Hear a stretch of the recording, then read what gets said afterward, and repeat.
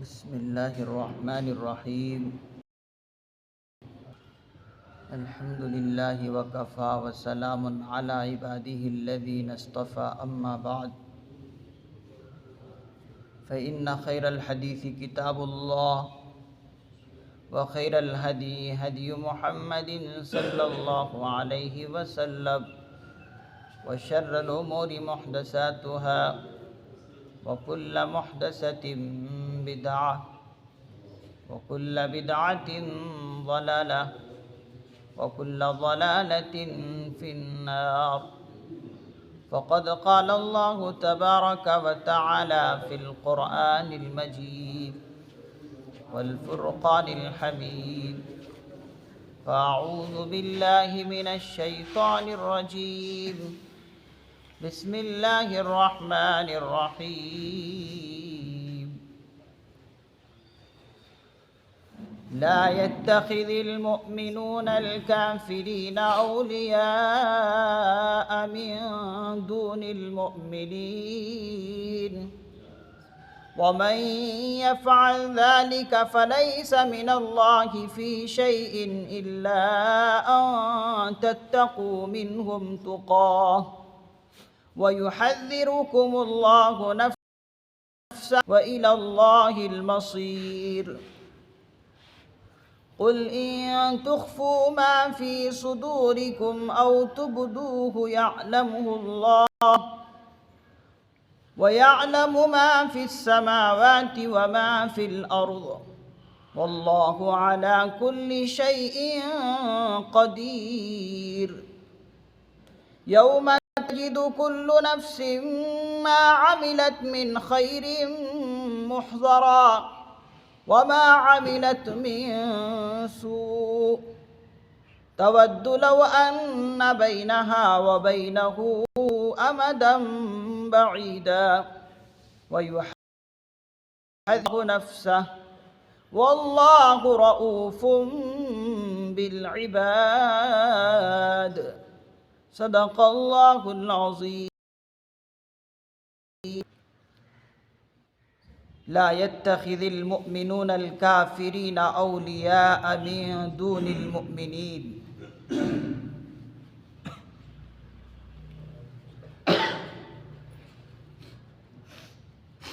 مومن لوگ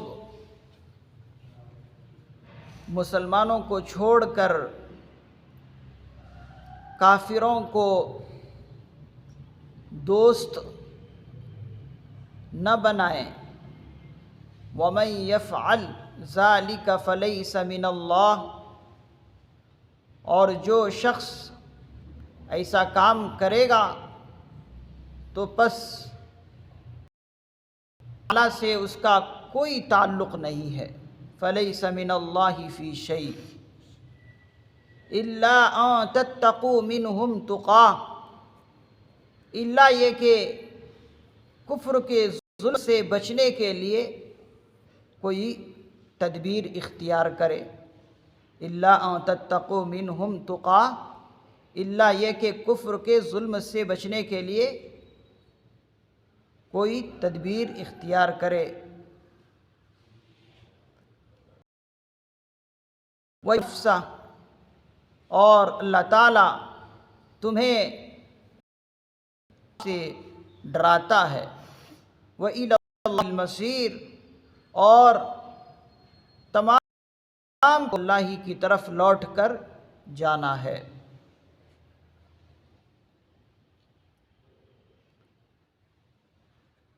ان آیات مبارکہ میں اللہ رب العزت مسلمانوں کو، ایمان والوں کو یہ تنبیہ اور یہ وعید، جو کہ سخت وعید ہے، سناتے ہیں کہ دیکھو، مسلمانوں کو چھوڑ کر کافروں کے ساتھ دلی دوستی اور قلبی تعلق اور محبت اور مودت کسی بھی حالت میں جائز نہیں ہے. مسلمانوں کو چھوڑ کر کافروں کو تم کسی بھی حالت میں دوست اور یار و مددگار نہ بناؤ۔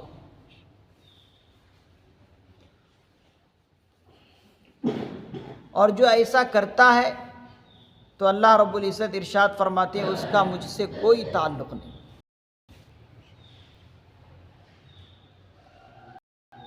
ہاں ایک استثنائی صورت ہے، الا ان تتقوا منہم تقا،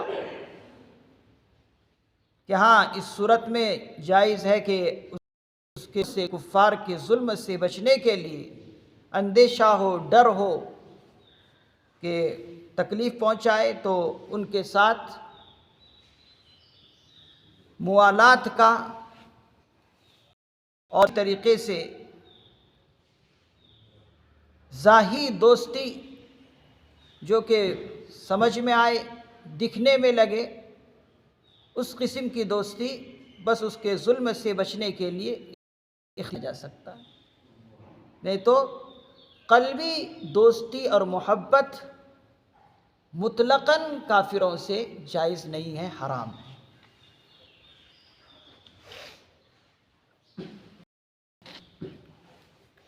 اس مضمون کی آیتیں مختلف مقامات پر بکثرت آئی ہیں، جیسے کہ سورہ مجادلہ کے اندر بھی ہے، سورہ ممتحنہ کے اندر بھی ہے، یا ایھا الذین آمنوا لا تتخذوا عدوی وعدوکم اولیاء تلقون الیہم بالمودہ۔ اس کے اندر تو اللہ رب العزت نے واضح طور پر فرمایا، یا ایھا الذین آمنوا لا تتخذوا عدوی، اے ایمان والو میرے دشمنوں سے، تمہارے اپنے دشمنوں سے کسی بھی حالت میں دوستی نہ کرو۔ سورہ مجادلہ کے اندر، سورہ توبہ کے اندر، سورہ مائدہ کے اندر مختلف جگہوں پر اس مضمون کی آیتیں آئی ہیں۔ تو حضرات مفسرین اعظام فرماتے ہیں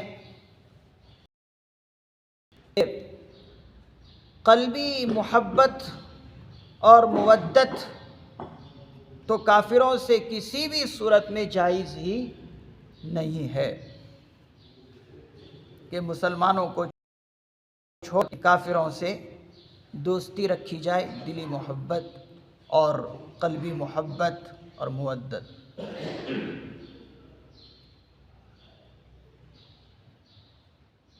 قرآن کریم کے علاوہ جب ہم حضور علیہ الصلاۃ والسلام کی زندگی کو دیکھتے ہیں تو وہ لوگ جو قرآن کریم کو سمجھتے ہیں، ایک طائرانہ نظر سے پڑھتے ہیں، غور و فکر سے نہیں پڑھتے، اور اسی طریقے سے وہ کافر جو قرآن کریم کی کبھی کبھی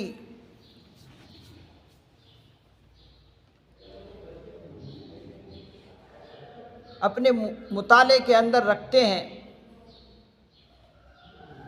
اگر وہ قرآن کریم کی آیتوں کو وہ بھی اس قسم کی آیتوں کو دیکھتے ہیں اور مطالعہ کرتے ہیں تو ان کو یہ محسوس ہوتا ہے کہ قرآن کریم نے کافروں سے دوستی نہ کرنے کی بہت سخت مخالفت کی ہے۔ یہ کیسا مذہب ہے کہ کافروں سے دوستی کرنے کو شدت کے ساتھ منع فرمایا ہے؟ یہ کیسا مذہب ہے؟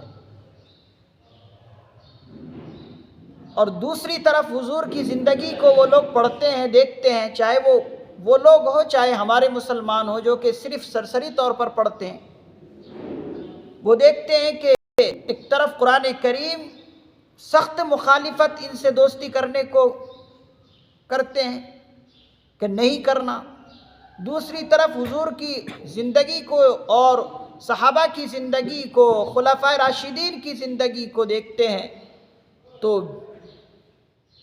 بے حساب کفار سے ہمدردی اور غمخواری کے واقعات پڑھتے ہیں۔ حضور کی زندگی کافروں کے ساتھ اور ان کے ساتھ ملنا جلنا، غمخواری کا معاملہ کرنا، رواداری کا معاملہ کرنا کس حد تک حضور کی زندگی میں تھی۔ پوری حیات طیبہ حضور کی بالکل شفقت اور محبت سے بھری ہوئی ہے۔ تو جب قرآن کریم کو لے کر، حضور کی زندگی کو لے کر دونوں کو ملاتے ہیں تو ایک عام مسلمان کو بھی اور کافروں کو بھی تعارض محسوس ہوتا ہے، تقابل محسوس ہوتا ہے کہ ایک طرف اس طرح ہے اور ایک طرف اس طرح ہے، تو یہ کیسے ہے؟ تو حضرات مفسرین اعظام نے اس کے بارے میں فرمایا یہ تقابل اور باہم تعارض کوئی چیز اس میں نہیں ہے۔ یہ تعارض محسوس انہی لوگوں کو ہوتے ہیں جو صرف سرسری طور پر قرآن کریم کی آیتوں کو پڑھتے ہیں اور اسی طریقے سے حضور کی زندگی کو بس سرسری طور پر پڑھتے ہیں۔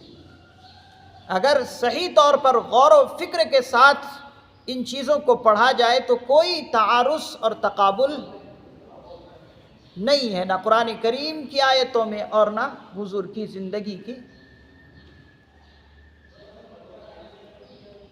زندگی کے درمیان۔ اب حضرات مفسر نظام فرماتے ہیں کہ اس کو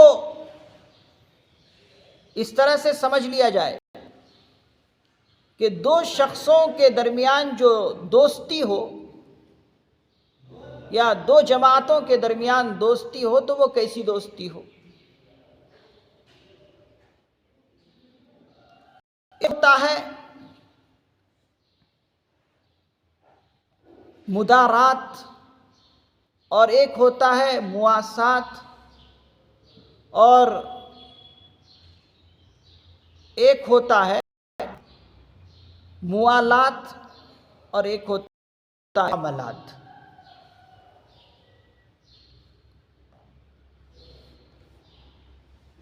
موالات یہ ہے مسلمانوں کو چھوڑ کر کسی اور سے قلبی دوستی کسی بھی حالت میں درست نہیں۔ قلبی اور باطنی چیز کے علاوہ مسلمانوں کو چھوڑ کر کسی اور سے بالکل درست نہیں ہے۔ اگر قلبی دوستی کسی مسلمان سے ہے تو مسلمان سے ہی ہونی چاہیے، کافروں سے نہیں ہونی چاہیے۔ جہاں تک مدارات کا معاملہ ہے کہ کافروں سے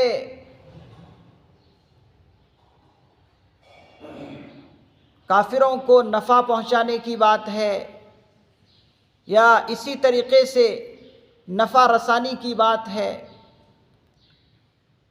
تو یہ قرآن کریم منع نہیں کرتا۔ قرآن کریم کبھی منع نہیں کرتا کہ کافروں کے ساتھ نفع رسانی کی باتیں نہ کہو، دینی بات پہنچانے کی کوشش نہ کرو، کبھی منع نہیں کرتا۔ آپ حضور کی زندگی کو دیکھ لیں کہ جو حضور کے کٹر دشمن تھے، کئی مرتبہ مکے کے اندر قحط سالی آ گئی، کھانے کو کچھ نہیں، پینے کو کچھ نہیں، قطرے قطرے کے لیے لوگ تڑپتے تھے، پریشان تھے۔ تو کٹر سے کٹر دشمن حضور کی خدمت میں آئے اور آ کر عرض کرنے لگے کہ اپنے خدا سے دعا کرو کہ یہ قحط سالی ختم ہو، لوگ مر رہے ہیں، یہاں تک کہ مردے کھانے پر مجبور ہیں، جانور مر رہے ہیں، دعا کرو اپنے خدا سے۔ تو حضور نے دعا بھی کی اور جہاں تک آپ سے ہو سکا رفع رسانی کی چیزیں ان تک پہنچائے۔ تو دیکھیے کبھی بھی ایسا نہیں کہ کافروں سے نفع رسانی نہ کی جائے، ان کو فائدہ چاہے وہ مالی یا وہ دینی ہو، پہنچایا نہ جائے۔ یہاں تک کہ وہ لوگ بھی حضور کی خدمت میں آئے جو حضور کو اذیت پہنچاتے تھے، تکلیف پہنچاتے تھے، لیکن ان کے ساتھ بہترین معاملہ آپ نے فرمایا۔ پھر اس کے بعد فتح مکہ ہوا تو وہ دشمن جو حضور کو تکلیف پہنچا چکے تھے وہ سمجھ چکے تھے کہ اب تو مکہ فتح ہو گیا ہے، اب ہمیں جو ہے گاجر مولی کی طرح کاٹ کر چبا کر مسلمان کھا جائیں گے، اس لیے کہ ہم ان کے کٹر دشمن تھے، ان کے لوگوں کو ہم نے مارا ہے، ہر طرح کی تکلیف پہنچائی۔ لیکن اس موقع پر بھی حضور کو دیکھ لیجئے کیا فرمایا حضور نے، لا تثریب علیکم اليوم، آج سب کے سب تم آزاد ہو، کوئی ہماری طرف سے تمہیں تکلیف نہیں پہنچائی جائے گی۔ تو دیکھیے یہاں پر بھی حضور علیہ الصلاۃ والسلام نے ان کو ہر طرح سے نفع پہنچایا۔ تو نہ تو قرآن کریم کافروں سے مدارات کرنے سے منع کرتا ہے، نفع رسانی سے منع فرماتا ہے، ایسا کہیں پر بھی نہیں ہے۔ اسی طریقے سے مواسات، غم خاری کا معاملہ کرنا، ہمدردی کا معاملہ کرنا، قرآن کریم بھی نہیں منع کرتا۔ اور حضور کی زندگی میں تو ایسی چیزیں ہیں، ایسے واقعات ہیں کہ دوسری قوموں میں، دوسری قوموں کے لوگوں میں ملنا مشکل ہے، ایسے آپ نے اخلاق کا معاملہ پیش کیا ہے۔ تو یہ یہاں بھی اس سے بھی منع نہیں فرماتا ہے۔ اور ایک ہے مواسات اور اسی طریقے سے مدارات، خوش خلقی سے پیش آنا، بہترین اخلاق مظاہرہ کرنا، بہترین اخلاق سے پیش آنا، اسے قرآن کریم منع نہیں کرتا، اور حضور کی زندگی بالکل خوش اخلاقی سے بھری ہوئی ہے۔ اسی طریقے سے ایک چیز ہے معاملات، معاملات میں بھی قرآن کریم کافروں سے، مشرکوں سے کرنے سے منع نہیں فرماتا۔ ان سے معاملات کر سکتے ہو، خرید و فروخت کا کر سکتے ہو، حرفت اور صنعت کا معاملہ کر سکتے ہو، کرو، اس سے بھی منع نہیں فرماتا۔ بس صرف ایک چیز سے قرآن کریم منع فرماتا ہے کہ کافروں سے قلبی تعلق اور یہ اگر چیز کسی سے ہو تو وہ صرف مسلمان ہے، اس کے علاوہ قلبی تعلق کسی سے درست نہیں ہے۔ اب حضرات مفسر نظام فرماتے ہیں کہ قلبی تعلق غیر مسلموں سے، کافروں سے نہ رکھنے کی سخت شدید وعید قرآن کریم نے کیوں بیان کیا، یہ سمجھنا ہے۔ کافروں سے، مشرکوں سے قرآن کریم نے اور شریعت مطہرہ نے سخت وعید کیوں بیان کی کہ مسلمان کافروں سے قلبی تعلق اور محبت نہ رکھے۔ اس کے لیے حضرات مفسر نظام نے لکھا ہے کہ اس چیز کے لیے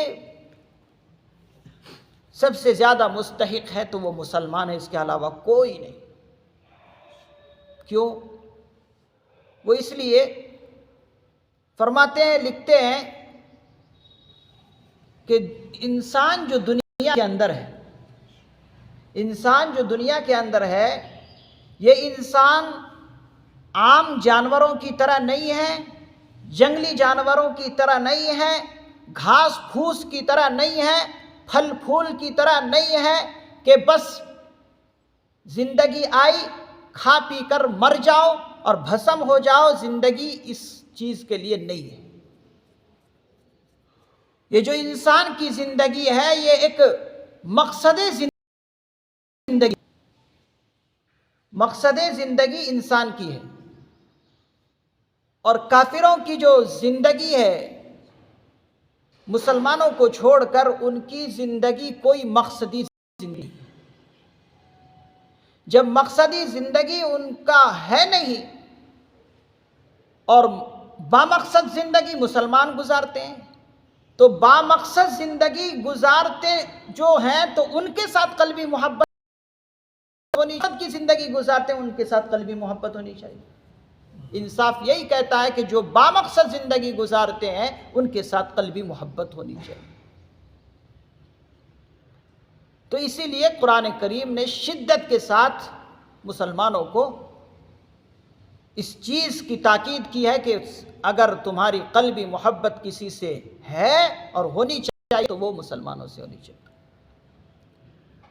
اچھا، جو بامقصد زندگی گزارتے نہیں ہیں لوگ، بے مقصد کی زندگی ہے، کھا پی کر بھسم ہو جانا، اللہ سے ڈرنا نہیں، اللہ نے جس کے لیے دنیا میں بھیجا اس مقصد کو نہیں سمجھنا، یہ چیز کس کے اندر ہے؟ شیطان کے اندر ہے۔ شیطان کی کوئی مقصد زندگی نہیں ہے۔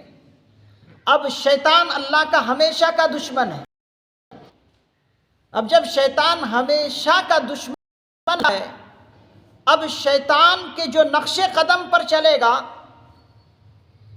تو جس طریقے سے شیطان سے انسان کو دور بھاگنے کے لیے کہا اور اس کو دشمن سمجھنے کے لیے ہمیشہ اللہ نے کہا، تو پھر جو اس کے چیلے ہوں گے، جو ان کے وساوس پر چلیں گے اور بہترین والسلام کی ہستیاں ہیں، ان کے پیروکار نہیں بنیں گے تو پھر ان سے دوستی کا کیا ہمیں تعلق، کیا ضرورت ہے؟ قلبی دوستی ایسوں سے درست نہیں ہے کہ جو قرآن کریم کا انکار کر دے، حضور کی زندگی کا انکار کر دے، بے شمار نبیوں کی روحانی زندگی، ایسی پاکیزہ زندگی کو نہ مانے، تو پھر ایسے لوگوں سے کون عادل انسان ہوگا کہ قلبی دوستی رکھے؟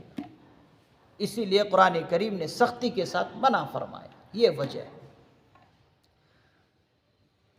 اس لیے فرمایا وَمَن يَفْعَلْ ذَلِكَ فَلَيْسَ مِنَ اللَّهِ فِي شَيْءٍ، جو شخص ایسا کام کرے گا اس کا اللہ سے کوئی تعلق نہیں ہے۔ إِلَّا أَن تَتَّقُوا مِنْهُمْ تُقَىٰ، یہاں پر استثنائی جملہ اللہ نے ارشاد فرمایا، مگر یہ کہ کفر کے کافروں کے ظلم سے بچنے کے لیے کوئی راستہ اختیار کیا جائے، یعنی ظاہری طور پر ان سے دوستی رکھ سکتے ہیں جس سے شریعت میں کوئی نقصان بھی نہ ہو، وہ رکھ سکتے ہیں۔ لیکن آج نئی سمجھنے کی وجہ سے مسلمان کافروں سے قلبی دوستی رکھتے ہیں اور اپنے ایمان کو خراب کرتے ہیں۔ کیسے کیسے لوگ ہیں سیاست کی وجہ سے، اقتصادی معاملات کی وجہ سے کیسی کیسے ان کی دوستیاں، یہاں تک دوستیاں بڑھ گئی کہ ان کے رسم و رواج میں چلے گئے، ان کو ادا کرنے لگے۔ بعض ناواقف مسلمان ایسے کافروں کے ان کے آشرم تک پہنچ جاتے ہیں اور جو وہ لوگ مرنے کے بعد کرتے ہیں وہاں تک ان کے ساتھ معاملہ کرتے ہیں۔ یہ اپنے ایمان کو خراب کرنا نہیں تو اور کیا ہے، جس سے منع فرمایا۔ اور قرآن کریم کی سورہ ممتحنہ کے اندر تو یہاں تک فرمایا وَمَن يَفْعَلْهُ فَقَدْ ضَلَّ سَوَاءَ السَّبِيلِ وَمَن يَفْعَلْهُ مِنْكُمْ فَقَدْ ضَلَّ سَوَاءَ السَّبِيلِ، جو کوئی ایسا کرے گا گویا کہ وہ راہ راستے سے بھٹک ہی گیا ہے، اس کا ایمان ہی نہیں۔ کتنی خطرناک وعید بیان کیے ہیں اللہ رب العزت، تو اس سے بچنا چاہیے۔ وَيُحَذِّرُكُمُ اللَّهُ نَفْسَهُ، اللہ تعالیٰ فرماتے ہیں وَيُحَذِّرُكُمُ اللَّهُ، اور اللہ تعالیٰ تو اپنے آپ سے تمہیں ڈراتا ہے کہ دیکھو اللہ کی ذات عظیم الشان ذات ہے، تمہیں اللہ سے ڈرنا چاہیے، خوف خدا اللہ کا تمہارے دل میں ہونا چاہیے۔ اور ڈرانے کا مطلب بھی یہ نہیں ہے کہ تمہیں ڈرا کر بالکل کمزور کر دیا جائے، بلکہ موقع موقع پر ڈراتے اس لیے ہے تاکہ تم جہنم سے بچ جاؤ، اور جس کے لیے تمہیں پیدا کیا ہے کہ جنت کا مستحق بنو، اس لیے تمہیں ڈراتے۔ تمہیں کمزور کرنے کے لیے، تمہارا دل کمزور ہو جائے اس لیے نہیں، بلکہ تمہیں جنت کا مستحق بنانے کے لیے، اس لیے کہ انسان کی زندگی بامقصد کی زندگی ہونا چاہیے۔ شیخ روم رحمۃ اللہ علیہ نے فرمایا بے عبادت کی زندگی شرمندگی ہے، بے عبادت کی زندگی شرمندگی ہے، با عبادت زندگی مقصد زندگی۔ آج بے شمار مسلمان بے مقصد کی زندگی گزار رہے ہیں، اور کل قیامت کے دن ان کو شرمندگی ہاتھ آئے گی، کچھ نہیں، بس شرمندگی ہی شرمندگی ہے۔ تو اللہ کس لیے ڈراتے ہیں؟ تاکہ تم جنت کے مستحق بنو۔ وَإِلَى اللَّهِ الْمَصِيرُ، اور ہر ایک کو اللہ ہی کی طرف لوٹ کر جانا۔ کب تک تم اللہ سے بچتے رہو گے؟ لیکن اللہ کا سامنا کرنا پڑے گا، وہاں پر کیا جواب دو گے؟ قُلْ إِن تُخْفُوا مَا فِي صُدُورِكُمْ أَوْ تُبْدُوهُ يَعْلَمْهُ اللَّهُ۔ اے پیغمبر صلی اللہ علیہ وسلم آپ کہیے کہ تم اپنے دلوں میں کوئی چیز چھپاؤ، او تبدو یا ظاہر کرو، یعلمہ اللہ، اللہ تعالیٰ اس کو جانتے ہیں۔ وَيَعْلَمُ مَا فِي السَّمَاوَاتِ وَالْأَرْضِ، اور جو کچھ آسمانوں میں اور زمین میں ہے اللہ تعالیٰ اسے بھی جانتے ہیں۔ وَاللَّهُ عَلَى كُلِّ شَيْءٍ قَدِيرٌ، اللہ تعالیٰ ہر چیز پر قادر ہے۔ یہاں پر اللہ رب العزت ارشاد فرماتے ہیں ہو سکتا ہے کہ انسان غیر مسلموں سے، کافروں سے دوستی جو کر رہے ہو، وہ ظاہراً تو یہ بتا رہے ہو کہ نہیں ہماری ظاہراً چاہے یہ بتا رہے ہوں، لیکن ہو سکتا ہے کہ دل میں یہ لوگ ان سے قلبی محبت رکھتے ہوں۔ تو اللہ تعالیٰ میں فرماتے دیکھو ظاہراً چھپا سکتے ہو لوگوں، ہم سے کیسے چھپا سکتے؟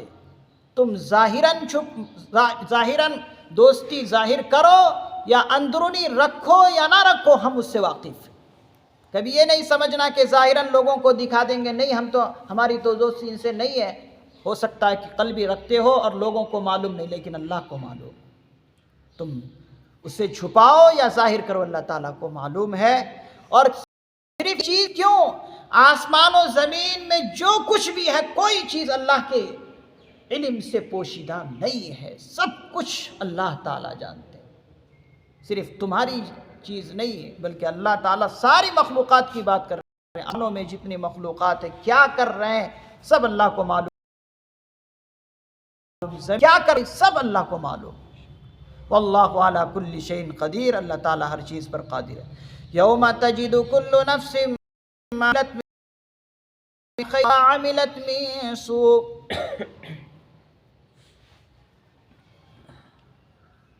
اس دن کہ جس دن جس شخص نے بھی، ہر شخص نے جو کچھ خیر کے کام کیے ہوں وہ اپنے سامنے پائے گا۔ یوم تجد کل نفس، کہ اس دن کہ ہر شخص جو کچھ بھی اس نے نیک عمل کیے ہو وہ سب کے سب اپنے سامنے موجود پائے گا۔ وما عملت من سوء، اور جو کچھ برے کام کیے ہو اس کو بھی وہ سامنے پائے گا، موجود پائے گا کل قیامت کے دن۔ تود لو ان بینہا وبینہ امدا بعیدا، وہ شخص جس کی بدکاریاں ہی بدکاریاں ہیں، بدعمالیاں ہی بدعمالیاں ہیں، وہ تمنا کرے گا، تود لو، وہ تمنا کرے گا کاش کہ اس کے اور اس روز کے، اس دن کے درمیان، اس کے بدعمالیوں کے درمیان ایک بہت دور دراز کا فاصلہ ہوتا۔ وہ تمنا کرے گا کہ اس روز کے درمیان اور میری بدعمالیوں کے درمیان ایک دور دراز کا فاصلہ ہوتا، ایک لمبی مسافت ہوتی تو یہ دن دیکھنا ہی نہ پڑتا۔ وَيُحَذِّرُكُمُ اللَّهُ، پھر اللہ تعالیٰ مکرر اسی لفظ کو لے کر آئے ہیں کہ اللہ تعالیٰ تمہیں اپنے آپ سے ڈراتے ہیں، عذاب شدید سے، جہنم کے عذاب سے تمہیں ڈراتے ہیں، ڈرو، یہ تمہارے فائدے کے لیے۔ واللہ رؤوف بالعباد، اللہ تعالیٰ اپنے بندوں پر بے انتہا شفقت رکھنے والے ہیں، رؤوف، بے انتہا شفقت فرمانے والے ہیں، مہربان۔ اس آیت میں بتا دیا کہ تم خیر کے کام کرو، بھلائی کے کام کرو، کل قیامت کے دن تم اپنے سامنے یہ چیز پاؤ گے۔ برے کام کرو، وہ چیز بھی تم پاؤ گے۔ اچھے کام کرو گے، اپنے سامنے کل تم دیکھو گے تو اس سے خوش ہوگے۔ برے کام کرو گے، بدکاریاں کرو گے، بدعمالیاں کرو گے، چوری ڈکیتی زناکاری کرو گے، اللہ کی نافرمانی، حضور کی زندگی سے کھلواڑ کرو گے، ایسا دن آئے گا آنکھ خون کے آنسو بھی رو گے تو کوئی کام آنے والا نہیں۔ خون کے آنسو رونا پڑے گا، لیکن اس وقت کا رونا کوئی فائدہ نہیں۔ خود اللہ رب العزت ارشاد فرماتے وہ تمنا کرے گا کاش کہ یہ دن مجھے دیکھنا ہی نہ پڑتا، میرے اور اس دن کے درمیان، میری بدعمالیوں کے درمیان بہت دور کا فاصلہ ہوتا، مجھے دیکھنا ہی نہ پڑتا تو میرے لیے اچھا تھا۔ تو اس قسم کی تمنائیں وہاں کرنے سے کیا فائدہ؟ تو اس قسم کے حالات وہاں پر ہمارے سامنے نہ آئے کہ جس سے شرمندگی ہو، اس سے آج ہی ہمیں بیدار ہو جانا چاہیے۔ غفلت میں جائیں، غفلت سے دوری اختیار کرنی چاہیے۔ اللہ سے ہم نے جتنے بے تعلقی کے معاملے کر لیے، اللہ سے تعلق کو ختم کر لیا، جوڑنا چاہیے۔ حضور کی زندگی سے ہم نے جتنے کھلواڑ کر لیے، سنتوں سے خلاف ہم گئے، سنتوں کا مذاق اڑائے، ان سنتوں کو مذاق اڑانے کے بجائے بلکہ سنتوں سے گلے لگانا چاہیے، اسی میں کامیابی ہے۔ اگر ہم کوشش کرتے ہیں تو اللہ تعالیٰ بڑے رؤوف ہیں، اپنے بندوں پر بڑے شفقت فرمانے والے ہیں۔ وہ کسی کی محنت کو ضائع نہیں کریں گے، دنیا میں بھی عزت کی زندگی دیں گے اور آخرت میں بھی عزت کی زندگی عمل ہوا۔ اللہ تعالیٰ سے دعا ہے اللہ تعالیٰ ہمیں ان آیات عظیمہ سے سبق لینے کی توفیق نصیب فرمائے اور اپنی زندگی کو بہتر سے بہتر بنانے کی توفیق مرحمت فرمائے۔ سبحان اللہ و بحمدک ونشہد ان لا الہ الا انت ونستغفرک ونتوب الیک۔ سبحان ربک رب العزت عما یصفون وسلام علی المرسلین والحمد للہ رب العالمین۔